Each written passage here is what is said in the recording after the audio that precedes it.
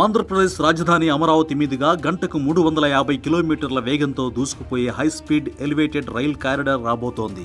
దక్షిణ మధ్య రైల్వే ప్రతిపాదించిన Hyderabad Chennai high speed elevated rail corridor Amaravati మీదుగా వెళ్లనుంది. ఈ ప్రాజెక్టు వ్యయం 3.04 లక్షల కోట్లు అవుతుంది. ఈ కారిడార్ కు సంబంధించి రైట్స్ సంస్థ సర్వే పూర్తి చేసి రైల్వే అధికారులకు ప్రతిపాదనలు అందజేసింది. సిఆర్డీఏ పరిధిలో 148 కిలోమీటర్ల అలైన్మెంట్ ఉంటుంది. దీనికోసం 443 ఎకరాలు అవసరం కానున్నాయి. రాజధాని అమరావతి పరిధిలో పల్నాడు, గుంటూరు జిల్లాల మీదుగా ఎలివేటెడ్ కారిడార్ వెళ్తుంది. పల్నాడు జిల్లాలో 81 కిలోమీటర్లు, గుంటూరు జిల్లాలో 67 కిలోమీటర్ల ట్రాక్ ఉంటుంది. రాష్ట్ర వ్యాప్తంగా పల్నాడు, గుంటూరు, బాపట్ల, ప్రకాశం, నెల్లూరు, తిరుపతి జిల్లాల్లో భూమి అవసరం అవుతుంది. మన రాష్ట్రంలో ఈ కారిడార్ కు సంబంధించి 9 స్టేషన్లు ఏర్పాటు చేస్తారు. అమరావతి, గుంటూరు, చీరాల, ఒంగోలు, కావలి, నెల్లూరు, గూడూరుతో పాటు తిరుపతిలో 2 చోట్ల హాల్టింగ్స్ ఉన్నాయి. ముఖ్యమంత్రి చంద్రబాబు దుబాయ్ పర్యటన నుంచి వచ్చిన తర్వాత భూసేకరణ, ఇతర అవసరాలపై రైల్వే అధికారులతో చర్చించనున్నారు.